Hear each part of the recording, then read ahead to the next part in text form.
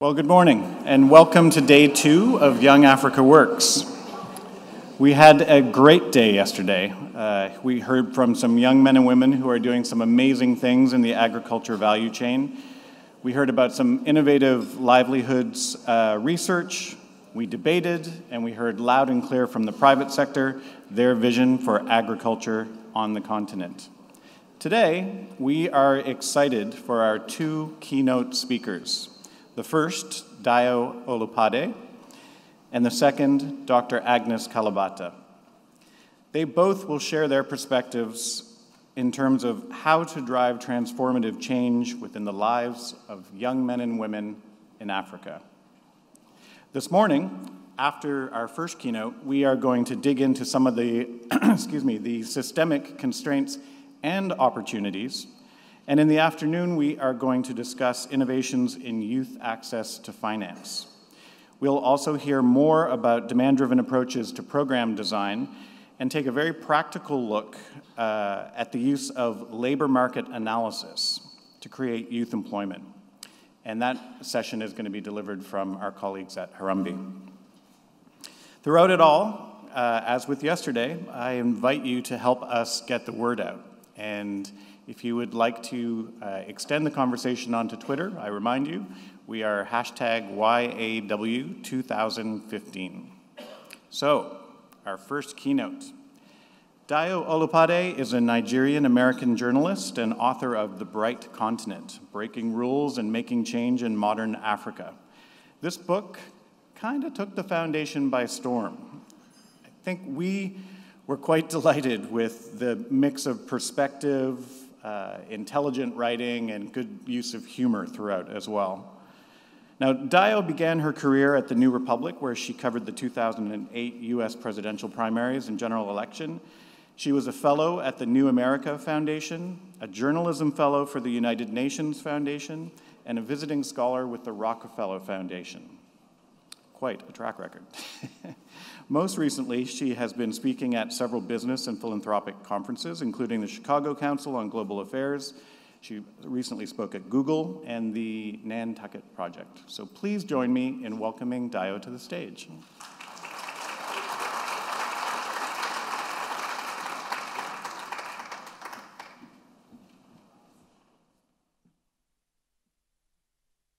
Good morning.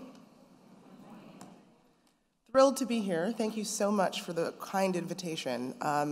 I first came across the work of the MasterCard Foundation in Washington when I was a fellow at the New America Foundation in the Global Development, Global Asset Building Project, where I had the opportunity to meet Rita because MasterCard was working with New America on financial inclusion, and this was now 5 years ago. So this feels like a bit of a homecoming, and I'm very grateful to be here in Cape Town with you all. I'll launch right into it. Knowing that you've had a general conversation and a very robust one around the theme of agriculture and youth opportunity in Africa, I'm going to zoom out a little bit and share my experiences as a journalist. That's me. Getting from point A to point B in Africa isn't always easy. This is a photo of me in Kigali, Rwanda, reporting for my book. Now, I spent 2 years traversing 17 different African countries by bicycle, by motorcycle, car, bus, van, boat, and my own 2 feet. Everywhere I went, I navigated mostly by intuition and by using landmarks that everyone around me understood. For example, my apartment in Nairobi, where I lived, was best triangulated using a Chinese restaurant, a petrol station, and an enormous pothole. I would tell guests, when your car bottoms out, you know you've arrived. Now compare this to my life in America, where I was born. Google Maps is probably the most used app in my smartphone. Across Africa, however, it was basically useless. Though Google had been in Africa for 6 years at the time and had a big Nairobi office, their painstaking mapping system hadn't taken African realities into account.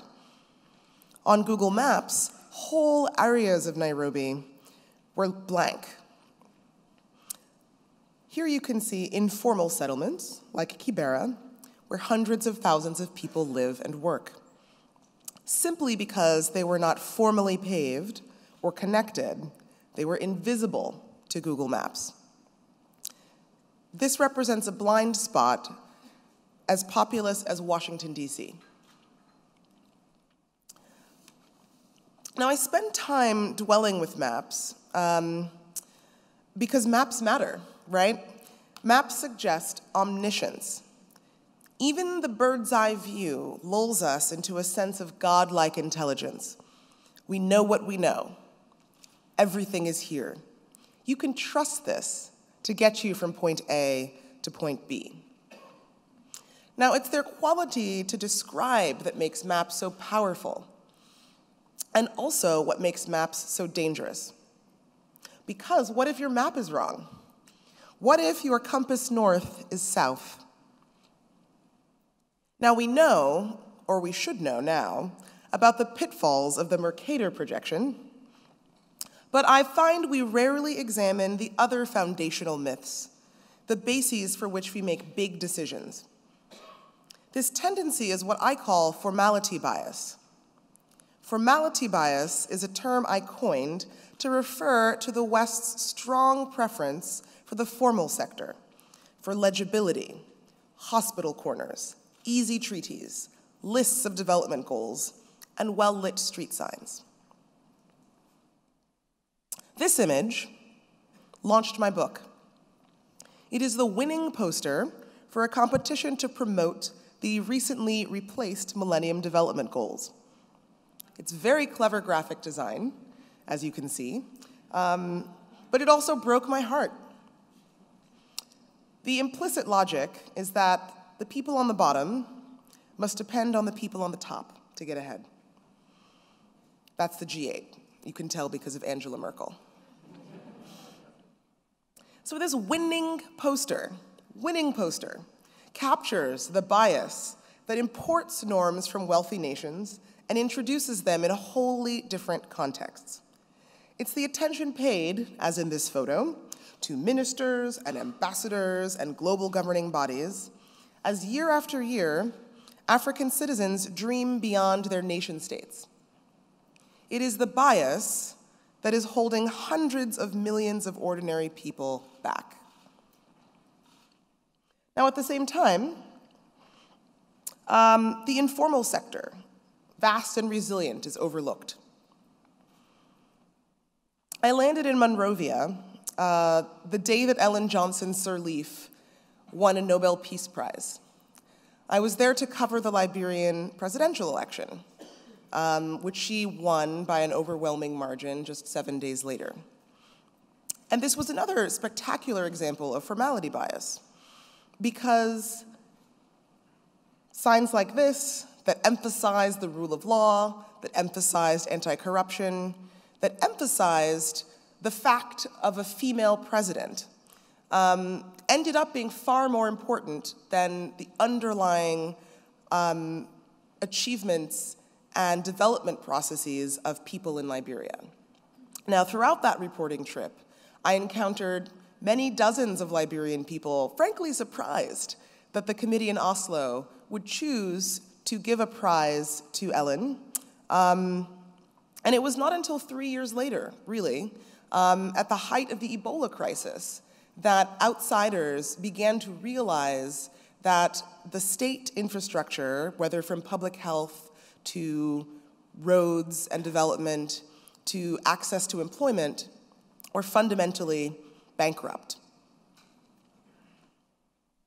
And I think the Ebola case is actually a really good example of what I mean by formality bias.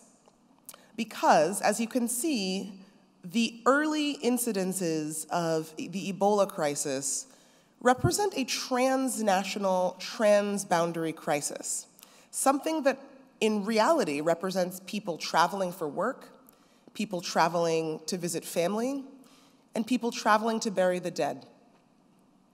This map also particularly highlights the distance from those coastal capitals, miles away from what had been, as I said, a transboundary crisis. And so the instinct was to focus on national responses rather than assessing the Ebola crisis as something that moved across borders and respected the way people actually lived their lives. This is one particular example of how formality bias actually negatively affects development outcomes. And it's an unusual one because this was a public health epidemic. But I think the general point, and part of why my country, Nigeria, managed to cope more effectively with the Ebola crisis was that it had developed, alongside the Gates Foundation, a system for tracking polio that relied upon informal networks and associations between religious groups. And so that when Ebola hit in Nigeria, back more than 1 year ago, we had a case come in at the Murtala Mohammed Airport in Lagos that was tracked over 26,000 different interactions that allowed the state of Nigeria to cope with the crisis. And so it was not sending in the cavalry from Western capitals, but rather an informal network of human interactions and religious leadership assembled for a completely different reason that could be activated to challenge the problem of polio, or of Ebola, rather. And so that's another example of how informality can sometimes achieve more than the traditional responses based on the nation state. Now, my first trip to Nigeria, when I was 11 years old, was my first introduction to the informal sector and to the very common theme of informal retail. In Lagos, I saw men, women, and children balancing, jousting, bobbing between vehicles, transforming the much reviled Lagos traffic into an unbeatable marketing opportunity. The first thing I ever bought in traffic, and there's been plenty since, was a manual VHS tape rewinder. Its existence, itself a byproduct of the Nollywood film culture that has gone from a freewheeling outlet for Nigeria's theater tradition to the second biggest movie industry in the world, and the second biggest employer in Nigeria after agriculture. This is why I always say that if necessity is the mother of invention, then Africa may well be the mother of necessity. It's why the informal sector is up to 70% of economic activity in some places. And it's why I see so many ventures plugging the gaps left by weak and adolescent states and making something out of nothing at all. So if this talk has a theme, it is doing more with less. All of the stories in my book share the quality of showcasing resilience and opportunity, even if it looks a little different from the Western model, and even if it makes some people a little uncomfortable. I choose to highlight stories that are disruptive, counterintuitive, and building on the resilience born of resource-poor settings. And I do this to challenge the very idea of development. There is a certain logic that says that we begin in the Stone Age at point A, and we end up at point B in Las Vegas, and that development is linear. Now, I really dislike this logic because the path to progress does not look the same everywhere. And I don't mean to glorify poverty or corruption or bad roads, but in African countries, challenges are challenges, let's acknowledge it, but they are also opportunities to innovate. Now, one key example is mobile money. And yes, I am still talking about mobile money, get excited. But it's not just what, right? The transactions that used to take days now take hours, but how mobile money came to be and to transform lives in Africa that is instructive. So again, let's reflect on the fact that many, many places all across the continent do not have fixed addresses. It's the Google Maps problem. Similarly, there are very few landline telephones. Consequently, most people who have bought mobile phone plans do not have postpaid, but prepaid phone plans. And for people without bank accounts, but who love to talk on the phone, which is to say the majority of people in Africa, prepaid minutes functioned as a kind of proto-currency, right? Exchanging airtime for favors, using something that did not have any actual value, but could have contextual, informal value, was the real game changer that preceded mobile money's explosion. And it took just £50,000, as many of you will know, in philanthropic funding from the UK, to transform this informal practice into a formal one. So M-Pesa, the leading mobile payments provider in East Africa, now transfers billions of Kenyan shillings annually. Now, as friends of the MasterCard Foundation, this is not news to you, right? You all know about mobile money. But the thing that really captivates me, and the thing that's worth taking note, is that the most interesting thing about the practice is that the practice has become a platform upon which more complex financial services have been layered, from insurance to credit. And so for people who had been excluded, who were at the periphery, access to finance and other complicated financial products has made them at the center of something. And that's an incredibly powerful direction of change that is not linear, that is complicated, and is a big change that fundamentally began with bad roads. Another important example of doing more with less is Ushahidi, another story many of you will be familiar with. Now, I've been reporting on this company for nearly 6 years, and the community began as a cluster of friends concerned about Kenya. The 2008 post-election violence produced some shocking media images, not unlike this one, but also a very toxic information vacuum. So a group of technology geeks got together to map the violence. You probably know this. You probably know that their application has been used all over the world, from Gaza to South Sudan to Washington, D.C.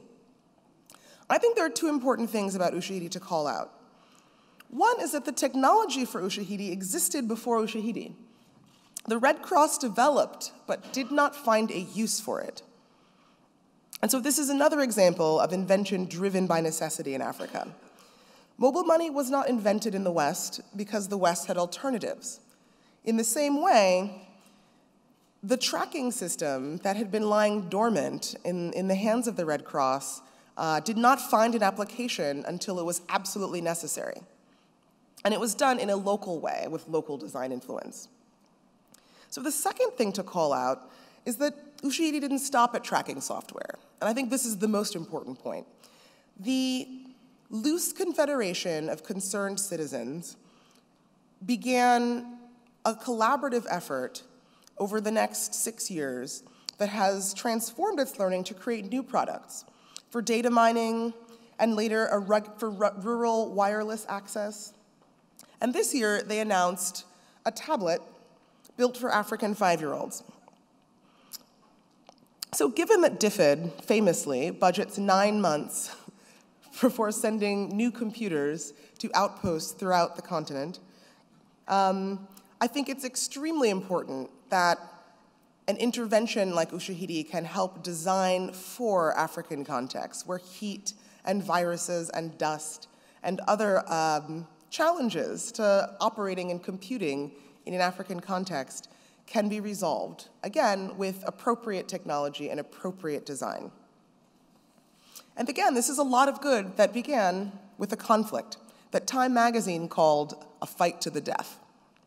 And it's a reminder, especially to someone like myself who works in media, not to ignore the headlines, but to stick with them, to keep watching long after the cameras and the helicopter correspondents have moved on. Because, again, Africa's challenges are real, but as this example shows, additionally, they are opportunities to innovate. So the question going forward is really, how can we make all of these trends and informality work for African youth. We know it's the elephant in the room. Africa is the youngest continent by far, and other countries will have a surge in retirees supported by young workers. And Africa is different. By the next millennium, 40% of the world will be African, which begs the question, will this be an asset or will this be a liability? And how can you help young people do more with less? Now, you've heard directly from brilliant and inspiring young entrepreneurs yesterday. I am going to briefly address 4 areas where I see opportunity. Now, I am not an economist. I am not a philanthropist. I'm a journalist. And so I think you should take that with this perspective in mind. But the perspective, I remind you, is, again, to observe and not project. That's the sort of basis of journalistic inquiry and the basis of my explorations of sub-Saharan Africa. So the first area, urbanism. The world, species rather, has hit a tipping point. We are more than half of us living in cities. Now, in the context of Africa, we hear a lot about cities like Johannesburg and Lagos, Cairo, but there are now more than 50 cities in Africa with populations of more than 1 million people. That's significant. They are not household names, Douala in Cameroon or Nakuru in Kenya, but these second cities are going to drive the future of commerce and culture in Africa. Now, the construction of those cities will provide an economic boost today. For whom, of course, is an open question. The city you see here, Luanda, is being constructed largely by Chinese guest workers. But the design of these cities will matter for the next 100 years. Density opens up new opportunities for service delivery, employment, and the cross-pollination of ideas. We have a very ready language for urbanism in Europe and in Latin America and in parts of Asia. I think now is Africa's turn. From a practical perspective, it's worth pointing out that engineering need not be software and apps-based. Civil engineering and infrastructure development is a massive opportunity to transform cities from informal to formal and to support the growth and density we know to be huge drivers of labor productivity gains. And whether it's the entry of Uber or the creation of a neighborhood microelectrical or Wi-Fi grid, cities are a growth industry. Thinking about them in this way is essential to trying to create employment opportunities for the next generation. The next area of inquiry is retail, because we talk about leapfrogging frequently in discussions of modern Africa. And we do so in terms of like mobile phones, right? You leapfrog over landlines to the mobile universe. But we don't think about this in terms of commerce, where trade is the lifeblood of so many Africans, either by choice or by necessity. This scene here, which is from Dar es Salaam in Tanzania, is so common as to be unremarkable, right? Informal petty trade like this, again, is up to 70% of economic activity in some places. But what some of you will recall is that mall culture is taking over, right? Malls are places that are sanitized and orderly, theoretically safe, and formality bias tends to favor malls. Expats notwithstanding, to be clear, there are not enough malls in Africa to meet consumer demand. Here are some relevant statistics. In South Africa, where we are, there are 207 shopping malls, and 60% of trade in this country is formal. In Kenya and in Nigeria, there are 14 malls each, and 30% of trade is formal. In Tanzania, where this photo was taken, there are 5 malls, and 2 to 3% of trade is formal. The math speaks for itself. Even if you could clear the land, secure title to it, generate financing in the millions of dollars, and build another mall, you could not do it fast enough to meet the needs of the expanding African consumer class. Enter e-commerce. There are startup ventures, you may have heard of some like Jumia and Konga, that are leapfrogging brick and mortar malls just as other aspects of the economy have leapfrogged brick and mortar banks. Jumia is a company that did $27 million in revenue last year. So, of course, there are still few reliable postal services, and we've made this point about formal addresses many times. And additionally, the public is still comparatively skeptical. This is certainly not Amazon Prime. But I think what's most interesting about this is that some of these e-commerce ventures have adapted with cash-on-delivery models and delivery via these ever-present motorbike taxis. And so what has happened in the sort of next step of retail has been a fusion of the formal and the informal. It's a huge growth category for Africa's future. The next piece of this is technology. I'm wary of being overly sentimental about technology in Africa. This map shows cables that have been laid, again, infrastructure, plugging in the continent as recently as 2009. Again, I'm not naive about the limits of and the potential for technology. I know that Africa cannot survive on apps alone. As my friend Teju Cole says, in a modern proverb, the BlackBerry screen glows bright, but it cannot roast corn. Still, as a journalist, I am an evangelist for connectivity and technology primarily because they provide access to knowledge. So much of what holds Africa back is information asymmetry. The cost of not knowing the price of a good or the truth about a politician is painfully high. Technology is democratic. It allows someone to broadcast and share ideas at scale. It is also, like mobile money, a platform on which others may build. Now, much of the platform and technology architecture, Ushahidi notwithstanding, has been received from the West, and the hardware, increasingly, from the East. But as penetration and capacity expands to more and more people, we are seeing invention to meet African needs. I will not detail these examples because they are in my book, but the larger point is that we need more and more people solving for Africa, not for Americans looking for love or a gluten-free cake on demand. Tech also, additionally, does not mean only programmers, but also user experience designers and graphic designers and product marketers and business leads and all of the other skills that are crucial to the success of any product. Think of it as a technology value chain, as we've been discussing an agriculture value chain. Let's train the next generation to support that. Lastly, and I would be remiss if I didn't mention the extraordinary upside of investment in agriculture in Africa. You're familiar with it, but it's worth saying again that the bounty of opportunity connected to land in Africa is almost without rival in the world.